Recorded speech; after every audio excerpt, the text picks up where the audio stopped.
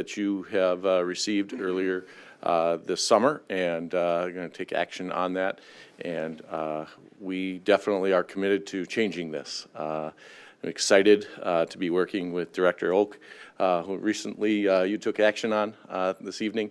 And he and I will be working jointly, and we began that work already this afternoon, working with our representative in the district staff, working with our American Indian students, and we will continue that work moving forward, and we look forward to improving this particular aspect of our district and our history.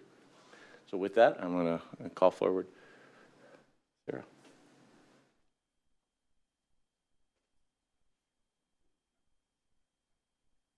Good evening. I apologize. I have a cold. I promise I've been vaccinated. Well, there's no good place to set my water. I promise I've been vaccinated. I also had a niece or a nephew arrive this weekend, and so I was watching a 2-year-old all weekend. And so my immune system took a hit because I'm not used to getting up all night with babes. So my apologies. But I didn't want to miss being here tonight. Thought about it. It's because I don't feel great, but I did want to be here. I don't intend to read you guys the letter verbatim. You've had it, I assume, and I hope that you've read it, as that is your duty. But I do want to highlight a few things. I am the chairperson for the American Indian Parent Advisory Committee for the Prior Lake Savage Area School Districts. I think this has been my 3rd year serving in that role. I also worked with many of you hand in hand on the equity resolution. You know, the issues that we bring forward every year in the letter have been the same consistently. That's frustrating. I think that's not only frustrating for our parents, it's frustrating for you guys too.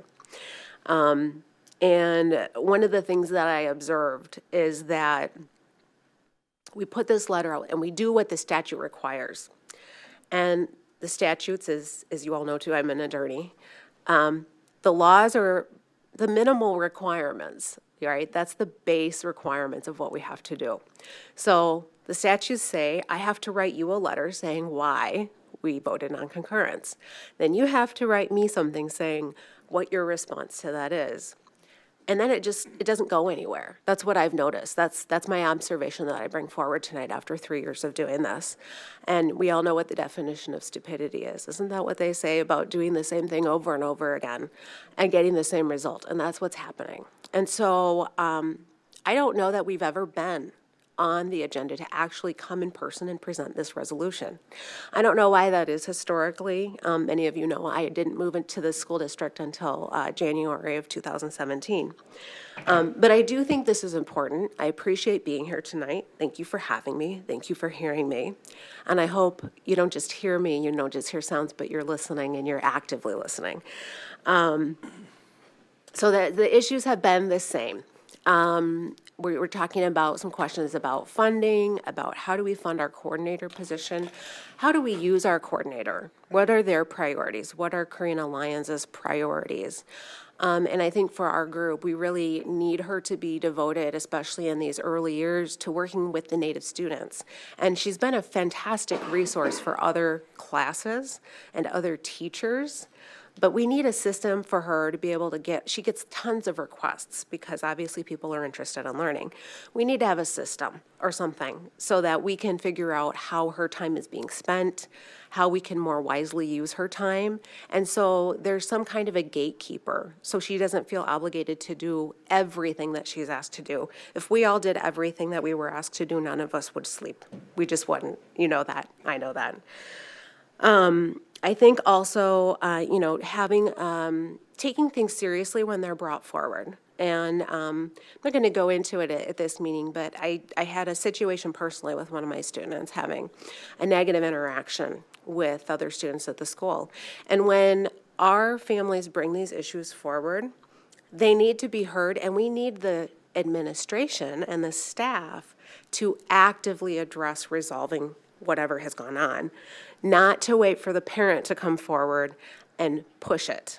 That is one of the things that also has been consistently addressed in the letters that I know I have written for the past 3 years, is that every year we have, some mix of discriminatory events or incidents, and they just aren't being handled, sufficiently. So those are two pieces. I put a lot of time into the letter that was written, not this year, but the year before. I want to say it was upwards of 10 pages. I put in resources, lists of places where you could go, where your staff could go to learn more about what they can do, to learn more about the programming that already exists, that all they have to do is tap into the resources here in Minnesota, the We Are Still Here program, other things that are funded by some of the 11 tribes that exist in this community, in this state. And, what I want to say is, I feel like the Lorax. I'm standing up here and I'm saying to you, unless someone like you guys care a whole awful lot, this isn't going to change. Because you say to the superintendent, and then they say to their staff, this is what we want to see happen. I appreciate that we have a new diversity and inclusion director. That is exciting news. I think that is an important step forward. It's one step of many that needs to be taken. Part of being the chairperson is holding your feet to the fire, being the loud voice where I can be. So unless you guys care and unless you give the directive that this is an important thing that needs to be addressed, it's not going to happen. We're still having a lot of situations where our students have lack of opportunities. We had a great number of graduates this year. That's not always common. I think that the Bridges program is a key part of that. And so I'm very glad for that. But we do need to know, what's going to happen going forward, and funding and making the American Indian liaison a full-time position with the board is something that we've been asking for a long time. That's a really critical piece of this.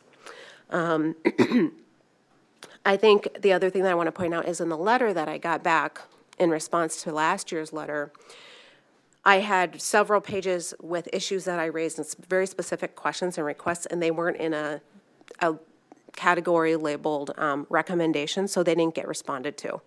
I really hope I can get some responses to those. The way I wrote this year's letter was to say, we didn't even hear anything about that. But I don't want this to be limited to a discussion that happens once a year. I think this needs to be a little bit more of some back and forth. One of the things we started doing the year before this past year, which was a bit of an anomaly, was the meetings with Kevin Strettinger once a month. I think that was incredibly helpful. I'd like to see those continue. And when we ask for somebody from administration to be there, perhaps it is the DEI hire, perhaps it is somebody else. I don't know who you're thinking. But we need somebody to be there in addition to our liaison who can speak more. The liaison is really supposed to be an advocate for the families back to the school system. Gets a little complicated, right, because they're also an employee of the school, and that can be a difficult position to be in. So we do want that other person to be there as well. I do want to flag for you that I'm aware that under the American Rescue Plan that the school district will be receiving funds. I look forward to hearing what the Prior Lake Savage Area School District plan is for that, how much money you received, whether any of that will be going to any of the priorities we have for our program. We think that would be appropriate given the trust responsibility that the state has to us and our students. And I don't know if I'm going to get to hear a response tonight. I haven't seen a response yet to our letter. So to the extent that we get a response, maybe we can take that and we can have that back and forth. I do want to leave you with something, just food for thought. I like to do a little educating while I'm here. So post-colonial love poem. Are you familiar with this? I don't know if anybody is familiar with this. Natalie Diaz is the author of this. This is, I think, her second major work. She is she won the Pulitzer Prize for this book just this year. Well, it was the 2020 Pulitzer Prizes, I think. And she is a Fort Mojave descendant. She teaches at ASU. She is also part of the Gila River Indian tribe. She has a poem that I wanted to share with you. And I was thinking, as I was thinking about coming here tonight, you know, I had grand plans a month ago to put together slides and all kinds of information for you. But I had written in my letter about doing the work. And that information is available to you through MDE. So I think that's your work. And I would invite you to do that. And I also was thinking about maybe if you could just take the time to do a little Freaky Friday in your own mind. What would your experience be like if you were an Indigenous student in this school district? I'm not sure if you can. I think maybe coming to, if we could do a caring and committed conversations session this coming year with some of our Native students. I know my daughter would love to speak at that. I would invite you to come. Maybe that's something we could do. It just popped in my mind. So this is a poem by Natalie Diaz. American Arithmetic. Native Americans make up less, excuse me, less than 1% of the population of America, 0.8% of 100%. Oh, mine efficient country. I do not remember the days before America. I do not remember the days when we were all here. Police kill Native Americans more than any other race. Race is a funny word. Race implies someone will win, implies I have as good a chance of winning as. Who wins the race that isn't a race? Sometimes race means run. Who wins the race that isn't a race?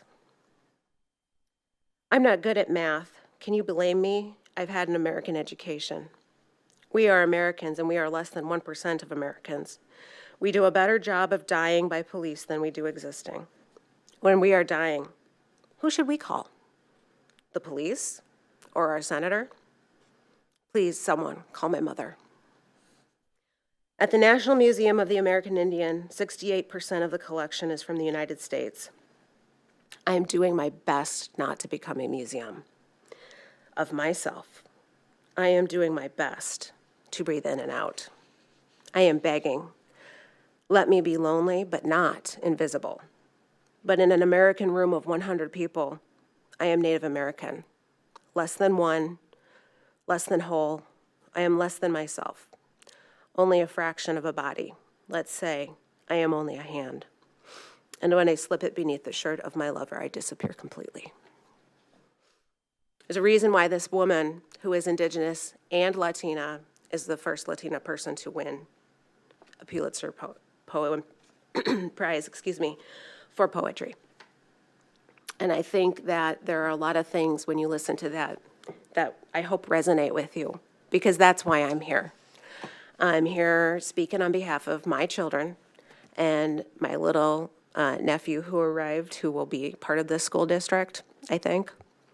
And we want to partner with you. We want things to go in a better way. We're ready to meet you there. We need you guys to meet us there as well. Okay? All right.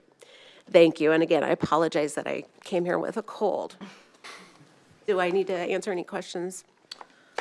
You know, I know, you know, and I appreciate it, Sarah, what you're saying, the formality of this. I mean, we have partnered together, you know, and I know with the equity inclusion, your voice was extremely valuable, and I know, you know, being on the public engagement at the time, we relied so heavily on your voice. So it is, you know, what I can tell you is I know that as a board, we, you know, Dr. Insalo and I will get together a plan. We will bring information forward to the study session so all board members can, you know, be a part of that process of the letter. And, you know, we know we're stronger together.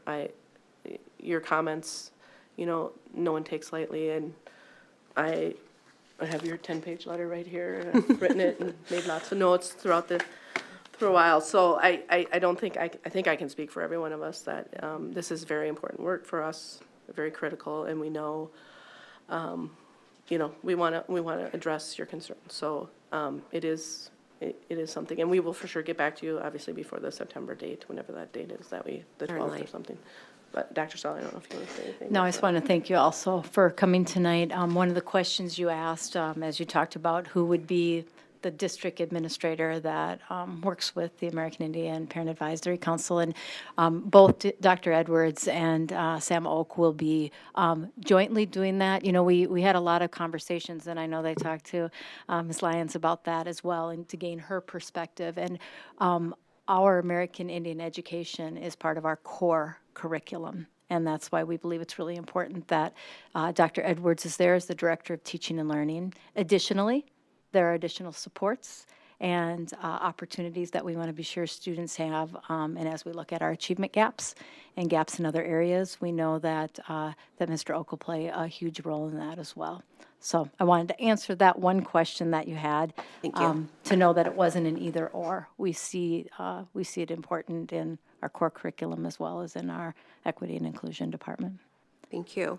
Do you guys know when you might have an idea of what funds you're receiving from the American Rescue Plan and what that looks like time-wise? We have those, I mean, we know what the funds are at this point, and we haven't gone through a process yet to look at what those funds will be spent on. We know that 30%, 20% of those funds is allocated to summer school. So we'll be working on that plan. And then we've got a process that we have to go to get input and to look at what things look like as well. Okay. If you need input, you know where I am. All right. Thank you. Thank you so much. Thank you. Feel better. Thank you. Okay.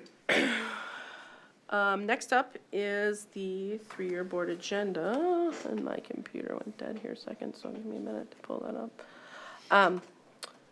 I think this is me, right? Yes. Okay. So as you can see in your board packet, it's the 3-year board agenda. This is an item we talk about every year. This is kind of the time of year that as a board we look at our agenda, things move forward. The July 1st date is kind of the calendar for school boards or in schools, really to kind of reset for the following year. And so we as a board discussed this at our retreat. I think the one thing to note, and to make a comment on, is the district policy review. With, I think, the challenging year that everybody had this last year, we kind of got a little backlogged as far as the policies, and with the change of how we were doing policies in the last couple of years, makes it a little bit more cumbersome to get things going forward. So we've just carried over the 400, 500, and 600 series, knowing that we have part of those to do, but then we still, Dr. Stahl still wanted to keep it on there, the 3, 7, 8, and 900. So that's, quite a few policies to go through in a year. I think as a board, we kind of all agreed, verbally that we would just look at that at mid-year to see if there needs to be an adjustment on that, if it's, if the load is too much. It's something that, there's not a lot of boards that do this, to be quite honest. And when I first got on the board 11 years ago, there were board members on the board that had never seen some policies. I mean, so there were things that were 20 years old that had never been reviewed. So over the last half a dozen years or so, it's been really important for the board to really cycle through those policies to make sure that we are just on a 3-year cycle and to getting through it. And, it goes to the 900 so that public, it gives you an idea that there's, hundreds of policies, but it is core to our work. So I just wanted to make note of that. Anything really other than that, just it has our goals and it has with our board rules listed next to it. I don't know if anyone has any comments, questions. All right, so with that, I think I will make the motion to approve the 3-year board agenda. Do I have a second? Second. Mary? All those in favor say aye. Aye. Opposed? That passes 6-0.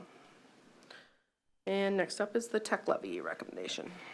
Excellent. Good evening, board members. I'm going to be presenting this evening, and Christy's going to assist me with advancing slides. After a year of discussion and planning, tonight we are bringing you the final Technology Levy recommendation for your vote. Tonight's information is similar to what you reviewed at the June 14th board meeting.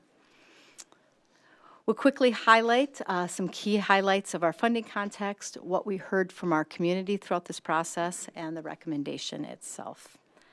There's several important factors at play from a financial perspective that led to this recommendation. First, state funding. We rely heavily on state funding to provide the education our students deserve and our community expects. While the state has periodically made investments to education, the pure student amount of revenue, which is the bread and butter of our funding, has not kept pace with inflation for 20 years, resulting in a funding gap. If it had, we would be receiving about $5 million more each year than we do right now. In addition, critical state-mandated programs to support student needs cost the district millions more than it receives each year for these services, putting additional pressure on the district's general operating budget. There's been a lot of talk about COVID relief dollars going to schools, and while we're grateful for these COVID relief funds, these are one-time funds designated to help schools cover pandemic-related costs and will not help with our long-term budget sustainability. In fact, our combined, as you can see, COVID-related costs and revenue losses have exceeded our relief funds by more than $4 million, leaving us with a COVID-related deficit. Technology is an increasingly critical part of our classroom learning, whether it's the devices that students and staff use, the instructional software or curriculum resources, or the infrastructure that helps keep our technology working. Technology is an important part of our budget. We are one of the only comparable districts that does not have a voter-approved technology levy dedicated to funding technology. That means we have to draw from our operating budget to support technology needs, putting more pressure on all the other needs that our schools and our students have. The combined result of these financial pressures has resulted in $5 million in budget adjustments in the past 2 years. We anticipate additional adjustments of $2 million in the year ahead in order to maintain our 8% board fund balance policy.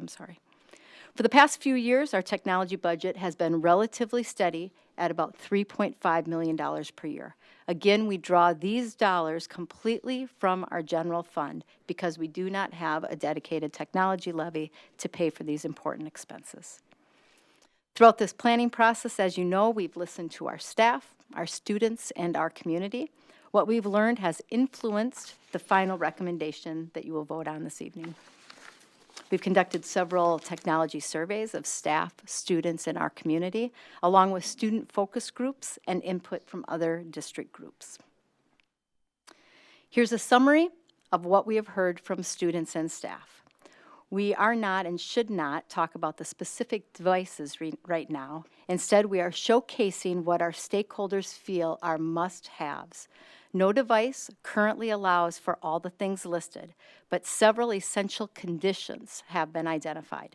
Physical keyboards are just one example of the essential conditions needed to help continue building student success. Our job is to create a comprehensive plan, should the board approve this recommendation, to account for these essential conditions while maintaining and enhancing the district's strong E-STEM tradition.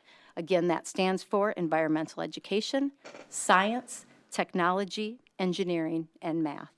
In addition, it's critical that the 10-year technology levy also builds in device replacement cycles so that staff and students have technology that meets their learning and teaching needs. A 10-year voter-approved technology levy would include 3 replacement cycles with ever-evolving technology. We also asked our community for their views on technology in schools. While a majority of our community believes that technology is absolutely essential for our students, the majority rate our technology quality as good, not excellent. That tells us that we have room for improvement as we seek excellence in technology, which is an area of critical importance to having excellence in our learning environment.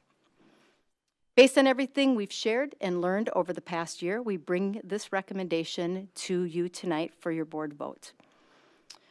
Based on the direction of the board and identifying the needs of the district in order to sustain and enhance our technology for our students, we recommend placing a request to voters on the November 2nd, 2021 ballot for a 10-year technology levy of $3.5 million per year. The tax impact for this levy would be less than $17 per month for our average homeowner. Why a tech levy? Because it would provide us with a dedicated source of funding for our classroom and district technology needs, freeing up money from the general fund for other student supports and our academic programs. If we combine $3.5 million from a voter-approved technology levy with $2 million from our general fund, we'll have $5.5 million to spend on technology. That's $2,000 more each year than we have been spending. Plus, it will relieve pressure on our operating budget to cover other needs, as mentioned earlier. The technology levy would fall into these 5 buckets. Again, a key benefit of having a technology levy is that it relieves pressure on the general fund, giving us the ability to spend more on other student and classroom needs. Technology levy funds would enable us to provide all students and staff with devices to meet their needs, provide our buildings safety and security, give us flexibility to personalize learning through emerging technologies, maintain the infrastructure that's so critical for properly functioning technology, and increase our tech support staff so they can be responsive to serve the many needs of student and staff as they work with technology. Ballot language is mostly prescribed by law. We've highlighted the most important parts, that it's a $3 million annual technology levy that would provide student and staff devices, school safety and security, learning technology, technology support staff, network infrastructure, and operational software. We and the voters need to know the consequences of a successful or failed referendum vote. So if voters approve our request in November, these are the benefits for each of the 5 buckets we've been describing. You can see those on the screen. Likewise, if voters do not approve our request in November, these are the negative consequences that would take place, including continued pressure on our general fund, resulting in continued budget adjustments. Let me summarize the key points from tonight's presentation before you discuss and vote. A dedicated source of technology funding would free up money in the general fund for other student and classroom needs. While we are grateful for any additional state funding, for nearly 2 decades, state funding has not kept pace with inflation or increasing educational cost. Critical state-mandated programs to support student needs cost the district millions more than it receives each year, putting additional pressure on the district's general fund budget. We are one of the only neighboring and comparable districts without a technology levy. We have made $5 million in budget adjustments in the past 2 years and anticipate another $2 million in adjustments in the year ahead.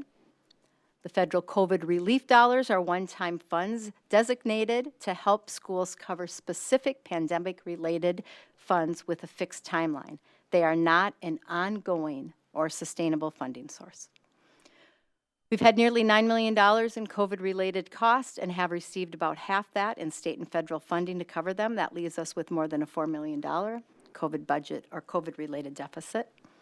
We're at the bottom 5% of all Minnesota school districts and charter schools and the amount of federal relief dollars per student that we've received. So in summary, $3.5 million a year for a 10-year levy request to be placed on the November 2nd, 2001 ballot. The tax impact is less than $17 a month for the average homeowner, and we use that as a $400,000 average home value. Funds would support student and staff devices, safety and security, classroom learning, network infrastructure and operational software, as well as technology support.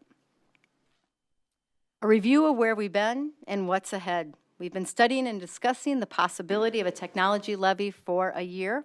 We've listened to our community. We've presented our recommendation in detail at the last board meeting and summarized it for you again this evening. If you vote tonight to place this technology levy request on the November 2nd ballot, staff will spend the rest of the summer preparing our informational materials. It's important that they are all clear and consistent, which is why we need time to prepare them. In addition, after the year we've had, most people are ready to stop thinking about schools for a while, but we'll be ready in August to hear more about our work. In late August, we would start sharing our referendum information with the community. Early voting starts in mid-September, and Election Day is November 2nd. At our last meeting, you've had the opportunity to ask several questions, and I've had a few weeks to think about this recommendation again. I invite any remaining questions or comments about the planning process and the recommendation itself. Technology Director Marcus Malazzo is here to assist, as well as Executive Director of Business Services, Julie Sink, if there are questions that they need your attention with.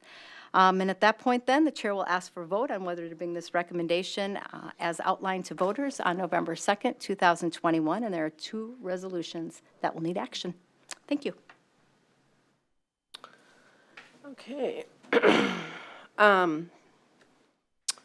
I'll open up to comments and questions. I think maybe the first basic one, you want to just explain the levy authorization, we have to do the review and comment exemption, just that there's a need for that.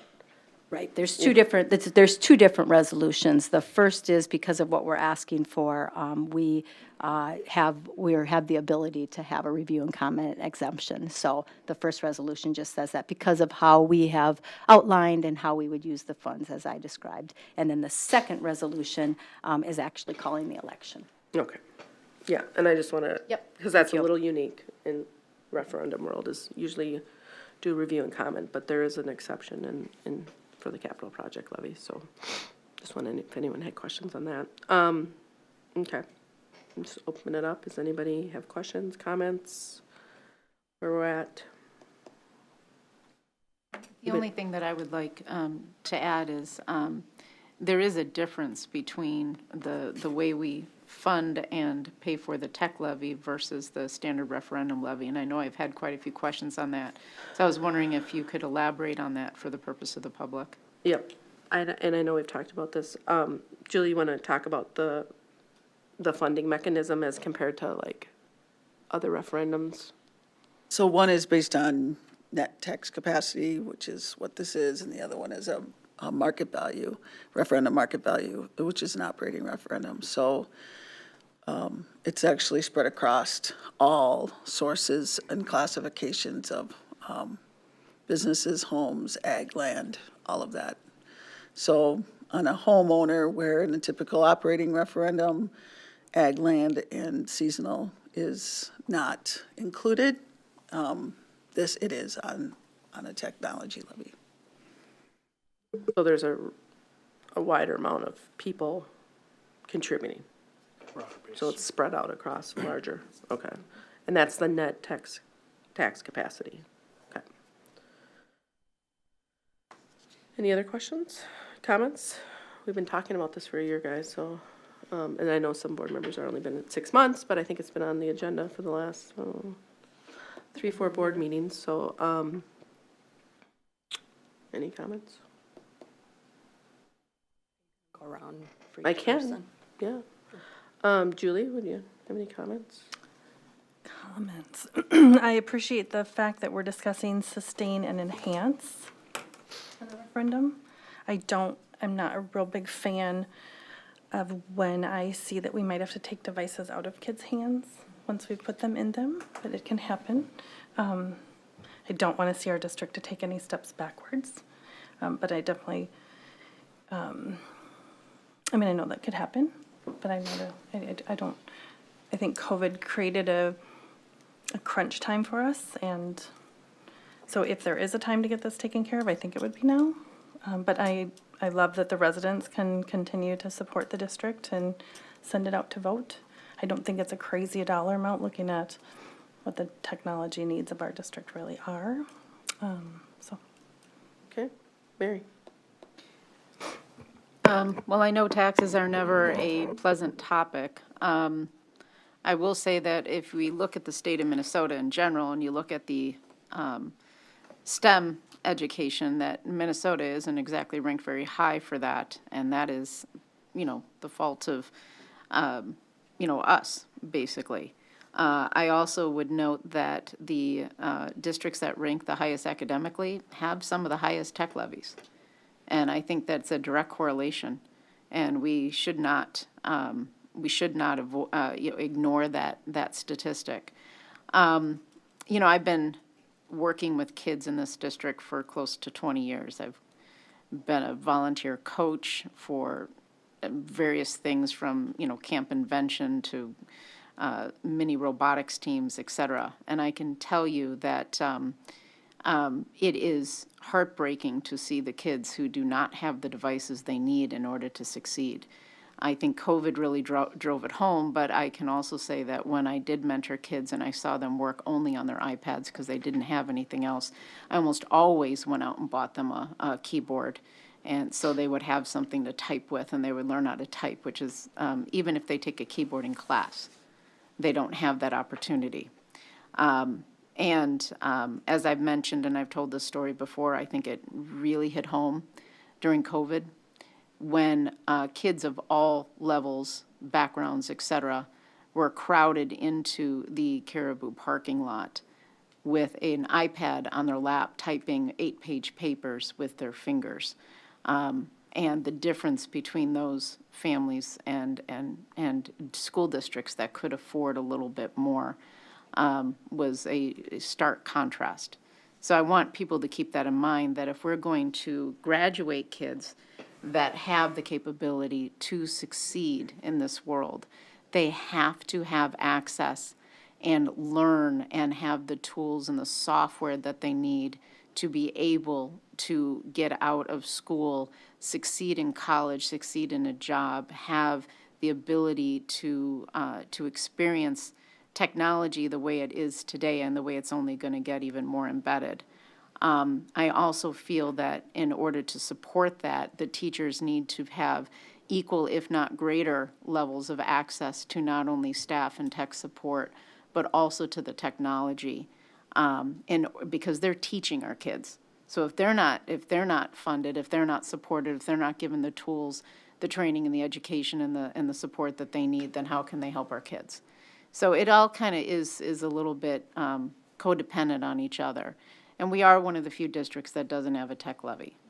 And I think that's made a huge difference in our ability to support our kids. And I know that everyone jumps through hoops in order to do whatever's right, but let's start making it easier on them. It's really going to help our district as a whole. This is an investment that is unbelievably important, as well as the payback and the ROI is extremely significant.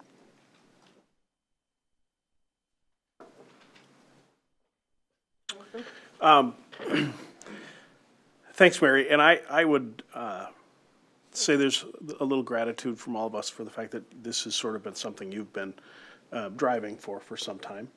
A little annoyingly. Persistence is appreciated. And I think we've had a thorough process. I feel good about over a year, really a couple of years of discussing this, really delaying something we all thought we could have gone out a year ago, wanting to be doing this at the right time. As with all of our decisions, what's in the best interest of our students? Mm-hmm. This is pretty easy, that this is in the best interest of our students. Technology is something that that 20 years ago made up this much of our budget, not just at school, but at home, right? And it's changed for all of us.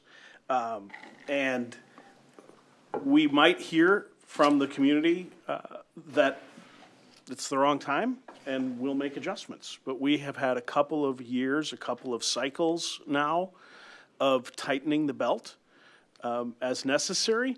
In my household, when times have been tight, we tighten the belt.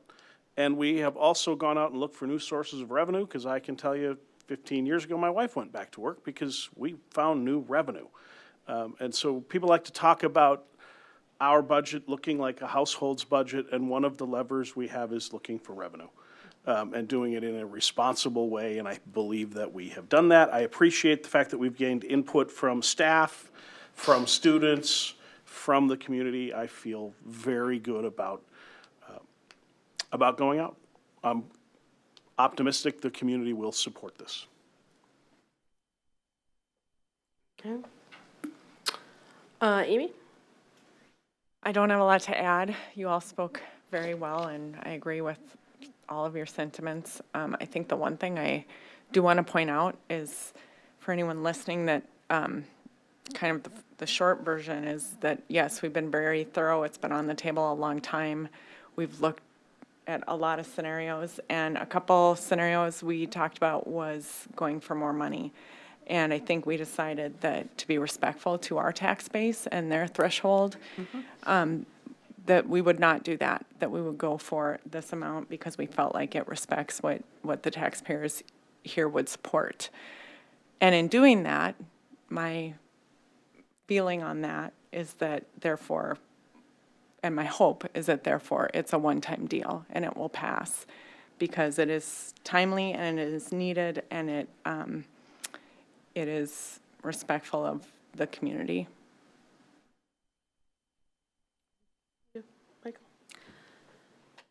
I'm going to pretty much echo what everybody said, and you may make fun of me because in Michael fashion, I wrote my notes out so I wouldn't forget what I wanted to say after going through the presentation and working with all of you the past year. A few of the highlights that kind of relate to the buckets we talked about, and the first is timing. Several of you referenced. We've been working on this particular issue for well over a year. The administrative team has been working very hard. We've been discussing it as a board, and we did talk about it shortly as COVID was hitting and decided not to task our community with an extra ask when there were already enough hardships happening one after another. And at the same time to not pull our staff off of making a shift to distance learning and keeping up both our rigor and meeting all of those needs. I would also say, though, that the timing of COVID was a wake-up call, at least for me, in learning more about our technology needs and department. Marcus, you can correct me if I'm wrong, but I think during COVID, almost every device in our district had to be inventoried and many of them reassigned and moved. And in that effort to get a device into everybody's hand, we found out we had devices that can't be updated anymore. We found out that we had devices that didn't have the storage capability that we needed. And so there was a lot of pull from here, put it there, and it really was helpful, I think, to hard on your department, but helpful for us to take a really hard look at what are we actually holding and using and giving our students and our staff.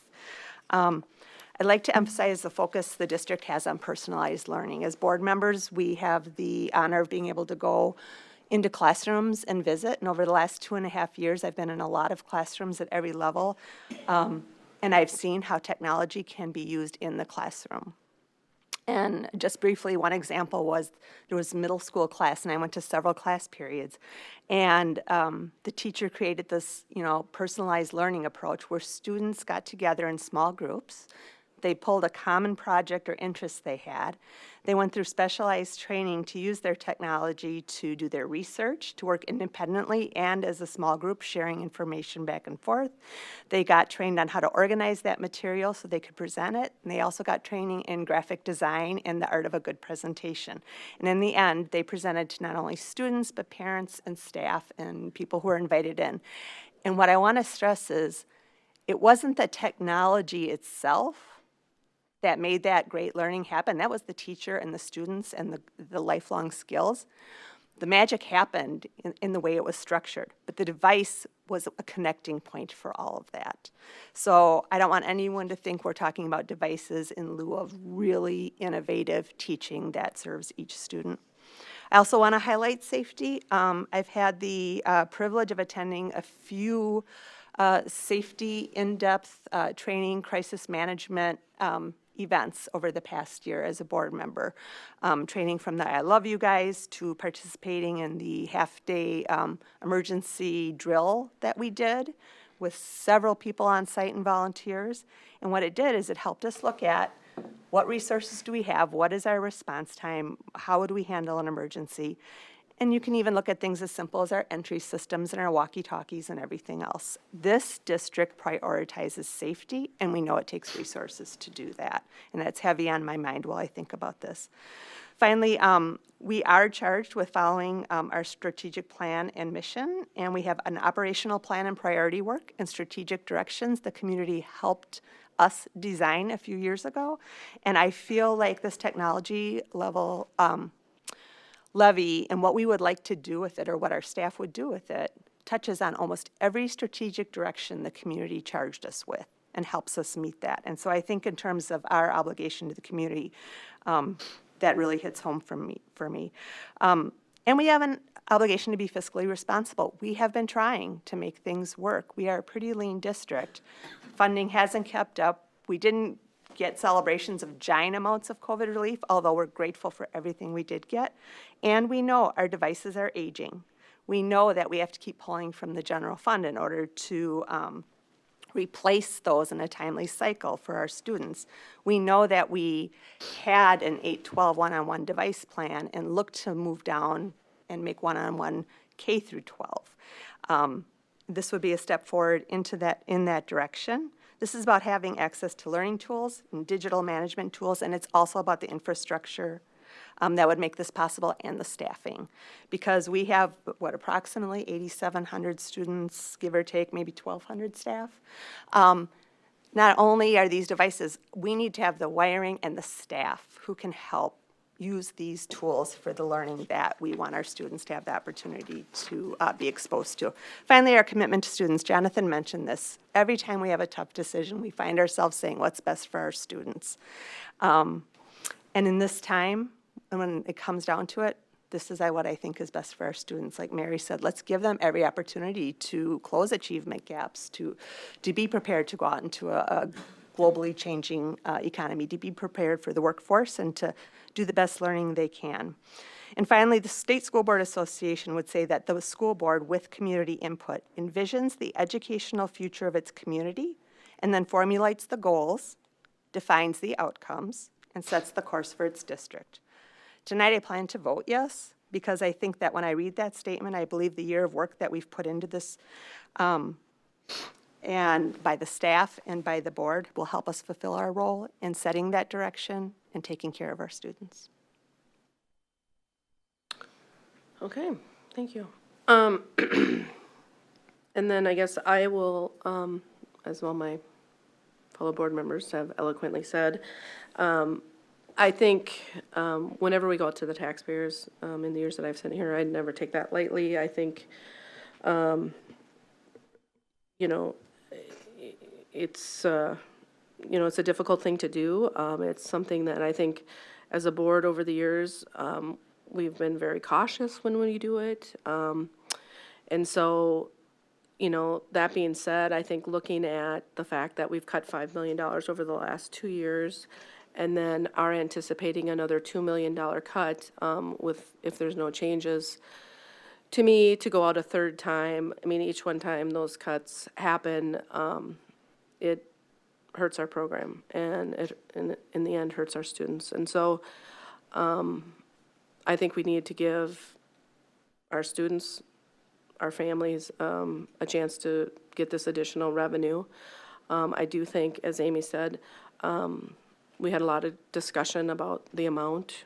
I can't remember what board meeting that was, but anyone in the public, I would encourage you to go back on the last few board meetings. We've had a lot of discussion about the amount. The $3.5 million over the 10 years seemed to be the spot where we, you know, got approval from the study that we did, and so I think that is the right amount. We desperately need some staff. I think if, I know it's not in here, but in future or past presentations, we talked about the number of devices that our staff, it's 1 per 600, right, Marcus? 1 per 600 students. There isn't anyone even a couple hundred within that. I mean, so, you know, one of our staff members serves 600 some devices. I think that's crazy. So we've really, you know, run everything pretty lean. I think, and I don't know forgive me if I haven't seen this, but that we are in the bottom 5% of all Minnesota school districts and charter schools in the amount of federal COVID. I think that is something that I think is going to be a challenge, because we keep hearing in the news how much dollars, and as reported earlier in this presentation, we took a hit. We took a significant hit. And that's a lot of reason why we're in the seat we're in today, is because, you know, and I'm not disparaging other districts, but they got a lot more money than we did to help the COVID costs. And we just happened to be the trifecta of a district that did not benefit, actually was quite hurt by the pandemic. So I think there's gonna have to be some education this fall about that with our taxpayers, just to say, hey, this is what's been going on. Yeah, I mean, I'm definitely gonna be supporting this. I'm gonna hope for the best, and I think, it's just something we gotta put out there. And we have been talking about it for a long time. And, many of our neighboring districts do have this as an option to gain revenue. And, when referendums were started in the early 90s, the legislature thought it was going to be for those things that people dreamed about having. And now it's just the basics. So, yeah, it's definitely something that we need here, so.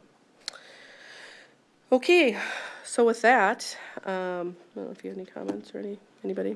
All right. I'm going to look for a motion to approve the resolution. And my fellow board members, I meant to tell you this at the board study session, or our board retreat. I forget, it's not a big deal, but I'm going to invoke the clerk duty, which I have never done. I'm invoking the clerk that Michael's the clerk, so I'm going to stop hearing myself all the time in the board meetings, and she's going to read the resolutions from now on. It's not going to be my voice. It'll probably help me survive the night, too, of talking. So from now on, she's going to be reading the resolutions as they're stated. So with that, let me go to the resolution. So the first resolution is the exemption to the review and comment section. So with that, I would look for a motion to approve the resolution relating to the capital project levy authorization for technology, the review and comment exemption. Should I read it first, Martha? Should she read it first, or should we get the motion? Okay. Read her first. Resolution relating to capital project levy authorization for technology review and comment exemption. Be it resolved by the School Board of Independent School District number 719, Prior Lake Savage Area Schools, Minnesota, as follows. It is hereby found, determined, and declared as follows. 1. The board has proposed to call for a special election to be held on November 2nd, 2021, on the question of approving a capital project levy authorization. 2. The proposed capital project levy authorization will provide funds to increase technology access for students and staff through the acquisition and maintenance of student and staff devices, school safety and security, learning technology, technology support staff, network infrastructure, and operational software. 3. Minnesota Statute Section 123B.71, Subdivision 8 provides an exemption from the requirement that the school district obtain a review and comment prior to holding a capital project levy authorization special election if the proposed capital project addresses only technology and if the funds generated by the proposed capital project levy authorization will be used only as authorized in Minnesota Statutes Section 126C.10, Subdivision 14. 4. The capital project addresses only technology. 5. If approved by the voters, the funds generated by the capital project levy authorization will be used only as authorized in Minnesota Statutes, Section 126C.10, Subdivision 14. 6. A copy of this resolution shall be submitted to the Minnesota Department of Education. Okay. I'll make the motion to accept that resolution. Do I have a second? Second. Hi, Mary. This is a roll call vote. Julie? Aye. Mary? Aye. Jonathan? Aye. Michael? Aye. Amy? Aye. Aye. That passes 6-0. All right, and next up is the resolution relating to determining the necessity of approving a capital project levy authorization and calling a special election thereon. Be it resolved by the School Board of Independent School District Number 719, Prior Lake Savage Area Schools, Minnesota, as follows. It is hereby found, determined, and declared as follows. 1. The Board has investigated the facts and does hereby find, determine, and declare that it is necessary and expedient for the school district to submit a capital project levy authorization to the voters for their approval. The proposed authorization will be in the amount of 4.765% times the net tax capacity of the school district, will raise approximately $3.5 million for taxes first levied in 2021, payable in 2022, and would be authorized for 10 years. The estimated total cost of the projects to be funded over that time period is approximately $35 million. The proposed authorization will provide funds to increase technology access for students and staff through the acquisition and maintenance of student and staff devices, school safety and security, learning technology, technology support staff, network infrastructure, and operational software. The program will be commenced prior to November 2nd, 2026, which is a date not more than 5 years from the date of the special election approving the capital project levy authorization. 2, the question on the capital project levy authorization of the school district shall be submitted to the qualified electors of the school district at a special election, which is hereby called and directed to be held on Tuesday, November 2nd, 2021, between the hours of 7 a.m. and 8 p.m. 3, pursuant to Minnesota Statute Section 205A.11, the precincts and polling places for this special election are those precincts or parts of precincts located within the boundaries of the school district which have been established by the governing bodies located in whole or in part within the school district, with the exception of the school district's combined polling place, as established and designated by resolution of the board pursuant to Minnesota Statutes Section 205A.11.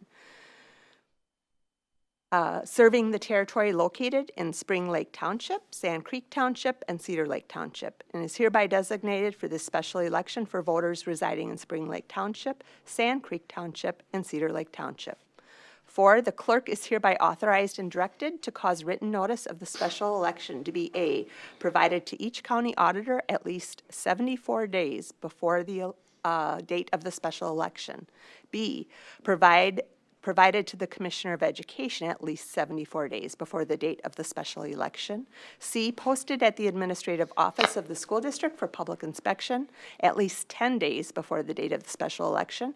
And D, published in the official newspaper of the school district once a week for at least 2 consecutive weeks, with the last publication being at least 1 week before the date of the special election. The notice of special election shall be prepared in substantially the following form.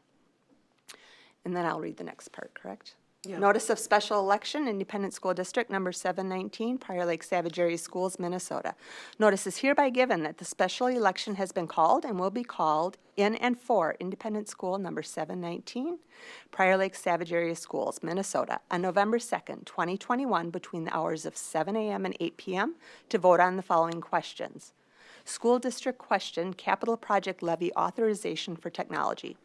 The Board of Independent School District Number 719, Prior Lake Savage Area Schools, Minnesota, has proposed a capital project levy authorization in the amount of 4.765% times the net tax capacity of the school district.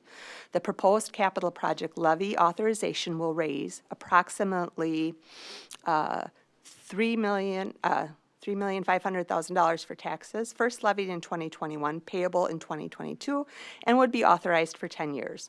The estimated total cost of the project to be funded over that time period is approximately $35 million. The proposed authorization will provide funds to increase technology access for students and staff through the acquisition and maintenance of student and staff devices, school safety and security, learning technology, technology support staff, network infrastructure, and operational software. Okay, With that, I'll make the motion to the resolution relating to determining the necessity of approving a capital project levy authorization and calling a special election. Do I have a second? Second. By Mary. This is a roll call vote. Julie? Aye. Mary? Aye. Jonathan? Aye. Michael? Aye. Amy? Aye. Aye. That passes 6-0. Thank you. Next up is the September regular board meeting. We have a change to that. We talked about this at our board retreat as well. There's a couple key players that can't make it, so we are asking that the September 13th meeting be moved to Wednesday, September 8th at 6 p.m. We're going to request board action. I'm going to make the motion. Do I have a second? Second.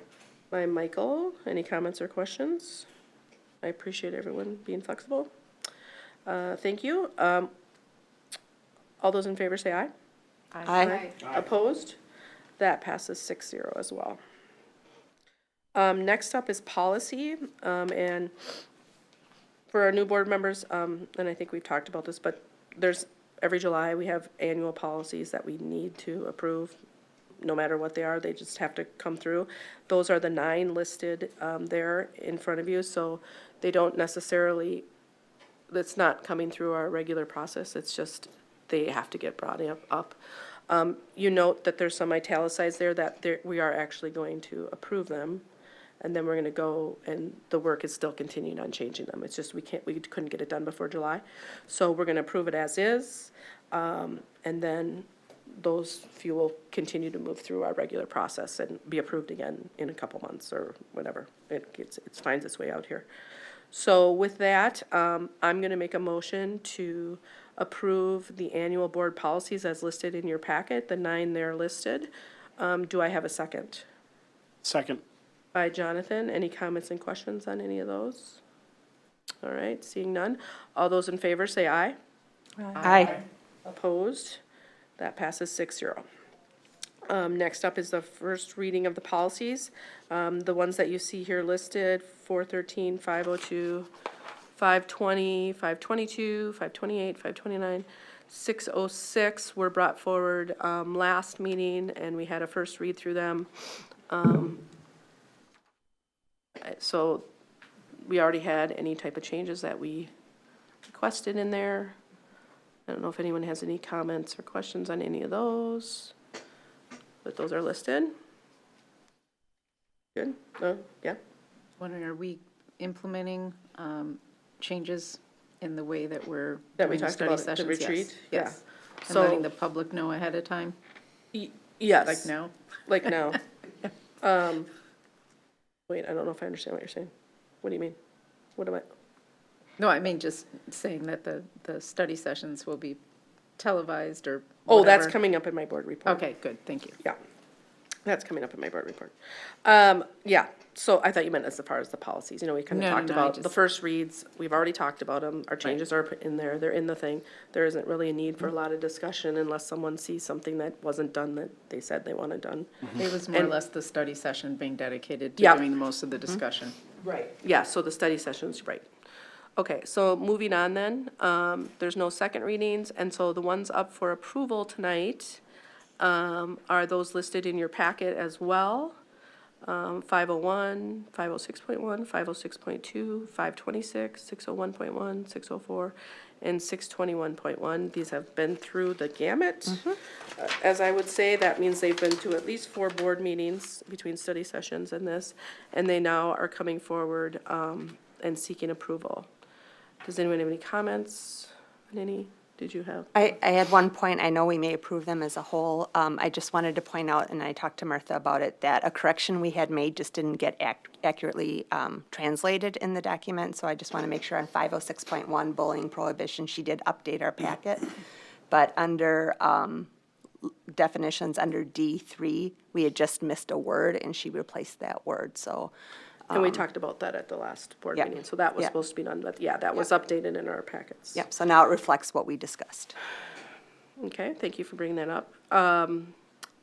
if there's no other questions or comments, then I will take these as a group. Does anyone want to make the motion to approve the policies listed under the D? I approve the policies, or I make a motion for Mary? the policies listed under D. Okay, Mary, second. By Amy. All right, all those in favor say aye. Aye. Opposed? That passes 6-0 as well. Administrative report, Superintendent. Thank you very much. At Prior Lake Savage Area Schools, our mission is to educate all learners to reach their full potential as contributing and productive members of our ever-changing global community. And tonight I'd like to highlight some of the work in which we've been engaged to achieve that. First of all, a bit of a COVID-19 update. On Friday, as you all know, we received updated CDC guidance for schools, which emphasizes the importance of in-person learning and highlights some health and safety measures to consider as we head into the next school year. The Minnesota Department of Education is working with the Minnesota Department of Health to review the guidance, and will share more information with districts on the final guidance when it is ready. Our district will continue to follow any safety requirements established by the CDC and the Minnesota Department of Health. Currently, face coverings are required for all persons on school buses and public transportation. This is a CDC requirement regardless of the vaccination status. Face coverings are optional inside district buildings, and they are recommended for unvaccinated staff and students by the CDC. We've learned that one of the most important mitigation strategies is for our students and staff to stay home when they're ill. And we also know that COVID spread is much more likely in households than in schools, and we are enforcing our illness policy and quarantine if households have a positive case. We'll continue meeting. Our team, full admin team, meets on Wednesday, and we'll continue working as we plan forward. Wanted to let you know that earlier today, I was invited by Mayor of Prior Lake, Kurt Briggs, and Savage Mayor Janet Williams to attend the Regional Council Mayor's virtual meeting earlier today. Once a year in their July meeting, they always invite superintendents, and I think there were some school board members there as well. The topics centered around key learning surrounding COVID-19. They asked a lot about what we've learned and what we're going to put into place and what we need from our communities to support us. We talked a little bit about what we expect in the fall and what how school districts and cities work together. We also talked a lot about the topic of equity, diversity, and inclusion, and also talked about the importance of us collaborating around those issues as we welcome all members of our community. Finally, we talked about mental health issues among our students and the need for universal, robust broadband. And then I just wanted to touch on the student reunification method, functional exercise. And I know many of you have already read about this in the Prior Lake American, but I want to highlight it. Recently, 150 Prior Lake Savage Area School staff came together for a standard reunification method functional exercise to practice the accountable reunification of students with their parents and guardians should a crisis ever occur. You may recall 2 years ago, our district began researching the standard reunification method, and since then I have attended trainings and been building a detailed all-hazardous emergency plan that has been formulated to provide direction to staff, students, and parents or guardians during an emergency. Our reunification process was planned with the help of our public safety partners and is designed to ensure that parents and students are safely reunited during an emergency. Last month, we took all of this research and training to the next level by simulating an event and putting into action dozens of roles and responsibilities to test and evaluate our standard reunification method. This was a huge endeavor that was ultimately a successful test of our plan. I'd like to again thank all of our staff, our local public safety partners and transportation company who came together for this. You can find out more information about that in the Prior Lake American. It was on the front page of the July 3rd edition. Earlier this evening, I was virtually meeting with area superintendent, and she said that she had just attended her first I Love You Guys training. And so when I shared with her about what we had just done, she just said, oh, I wish I had been there to witness that. And she just said, I can't imagine how proud you are of where your district is, and that can't be understated. Lastly, board members, I just want to thank you for your unanimous support of the vote that you just took on calling the election and putting the technology levy on a ballot. I want to thank you for the hours that you have dedicated to studying, to answering questions. And I know you've got hours in front of you as our community members seek information that we certainly will be providing to them. I also want to thank members of my team who have worked relentlessly for well over a year on this. Director Malazzo, Executive Director Sink, Director Mussman, and Director Goodman, who's not here this evening, along with so many others. I know, Martha, you'll be a big player in this upcoming election, so I'm thanking you now and thanking you in advance. But this will take a full team effort, and I want to promise you and our community that we take this very seriously. We'll be well prepared with an information campaign so that people have the information they need as they make this important vote. So thank you very much.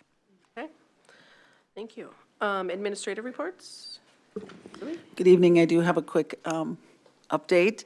I did on your, in front of your seats, I did, yes, give you a updated, or not really updated, but I gave you this earlier, like a couple, meeting or so ago, and the federal COVID funding review of all the different funding sources that we have received from federal government, the required timelines for each of those, and if the money is spent, how the district has spent those funds. So you have this for your information. It also has some information for us as far as how the coding works and all of that. We do, as you can see, most of these have been spent or are in the process. We do have some areas that we have yet to determine where we're going to spend those funds. Some of that is the summer programming that we're working on and will continue to work through. But I did want you to have this because I will be speaking about it in just one moment. I did want to talk a little bit about our funding that we've received. The legislature has finished their work and just in time, that we didn't have a state shutdown. We were surprised, I would say, at the funding that we did receive at the 2.45% in the first year and the 2% in year two. Just a reminder that this is based on about 60% of the district's funds. So we get 2.45%. That's about $1.58 million. And I'm basing that on what our estimated enrollment will be for next year. So that would be the additional revenue the district would get is about $1.58 million. Now remember, when the board approved the budget, we're about $3 million short of being a balanced budget for the district.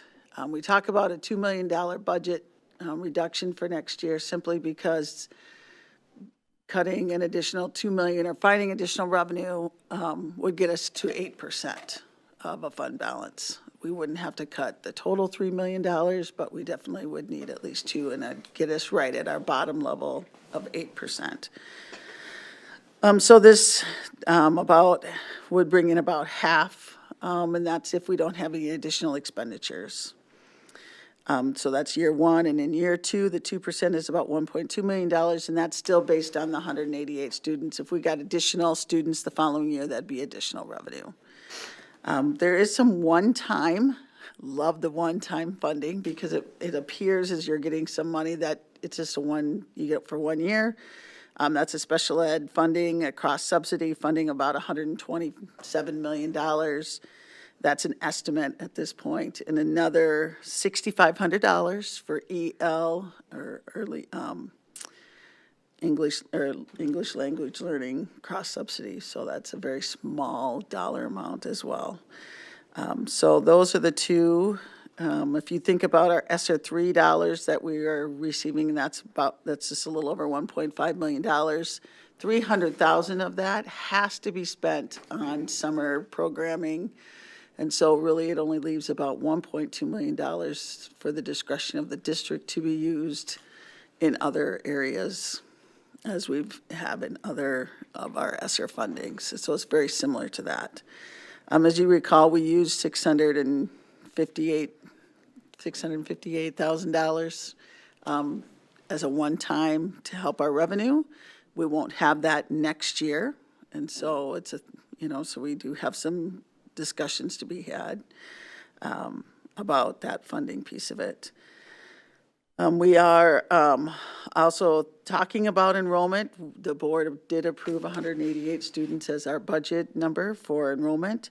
We are 85 students short of that budget number right now, which I'm really happy about. I will say that at July 6th is when the last time we updated our numbers, which is last Tuesday. So 85 students short of that number. The majority of them are at the elementary. We're 63 students short of our budget number, and at the middle school. The middle school is 55 students short, which the majority of them are at the 6th grade level, which we usually see a big influx at 6th grade, and they're just not flowing into the district quite yet. And I'm not sure whether that's because of the moving out and moving in and moving too many times for a family to move back in 1 year, or they're waiting to see what happens this fall. And it could be some of both. And so we're really hoping that we will see that 85 student number disappear quite quickly, and hoping actually for more additional students than that, because we do know that we will see a decline at our high school level, as that's our trend for that. Also, this is day one of our audit, preliminary audit. We have 2 days this week, and then we will be have a week in the district the second week of August. So we are working diligently on that as well. Okay, thank you, Jim. Board reports. I'll start out with mine, just from the standpoint of, we had our annual board retreat, the last Monday of June, and as a board, it's just our chance to do some education, and then just to talk about, you know, set some goals, as you saw our 3-board agenda, and just talk about how things went, and lessons learned, I guess. And one of the things I would say lessons learned for COVID for us as board members was the fact that we wanted to make sure that, well, let's just say, we had some comments that when we were in our more informal setting, which is usually in the back of the room there in a square during our study sessions, we had a tape going, an iPad taping going, and we were not very well heard from our community, since when we were in COVID, everyone was, you know, listening in and that kind of thing. So a while ago, we moved back to sitting here for both our study sessions and our board meetings. And so to continue that, we want to make sure that we are heard very well, obviously by the public and by, you know, by everybody wanting to listen. So we're going to stay in this setup for both our business meeting like tonight, and then also for our study session. Along with that, as I talked earlier, the beginning of open forum, kind of going back to pre-pandemic, you know, operations. We will, with that change, go back to taping our study sessions and putting them on our website. We won't be carrying those live, but we will be taping them, and then you will actually see now, see the video. We also talked about, you know, how can we make things a little bit more efficient, because a lot of times, because we weren't videotaping, we were doing a presentation, which our administrators have already listened to, we've all listened to, and if you've heard us a few times, we'll say, well, we already reviewed this and had this discussion.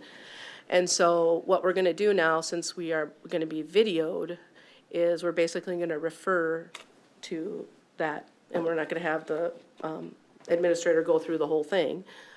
If there's been no change, it obviously when someone comes up and there's been questions asked, those will get answered, you know, in the meantime. If there's been any change to any type of information that's being presented, that will be addressed. But you'll basically be getting like a minier version, just to kind of have efficiency. Also, to be fair to administrators, if you guys have watched some of our board meetings over the last few months, there are many nights that we were here till midnight, 11:30. It makes for a long day, especially for our administrators who start their job at 7 a.m. So I think just for the essence of time, and I think it also will be good for the public, because they'll be able to actually see and hear all of our board table, basically. So that's a change that we're going to have kind of going forward as well. Did I miss anything, guys, in that? No, I don't think so. Okay, any other board reports? Anybody? It's kind of quiet time right now. Everyone's kind of resetting. All of our committees are basically kind of on hiatus until August. So it's a little quieter time for our outside activities. Okay, so with that, I'll go to future events. And the future events, we have the regular school board meeting on August 9th. So we will have a regular board business meeting. We do take this, we take one break here, I guess, the last week in July. It's kind of, we usually have a study session, but we do not have one planned in July, so that will be kind of unique. And then we will have our school board study session on August 23rd. With that, I will take a motion to adjourn to the closed session. Or I'll take a motion to adjourn, and then we are going to have a closed session to discuss negotiation strategy here in just a little bit. So I'll make the motion. Do I have a second to adjourn? Second. By Mary. All those in favor say aye. Aye. Aye. Opposed? That passes 6-0. We'll take a 5-minute break while we, thank you.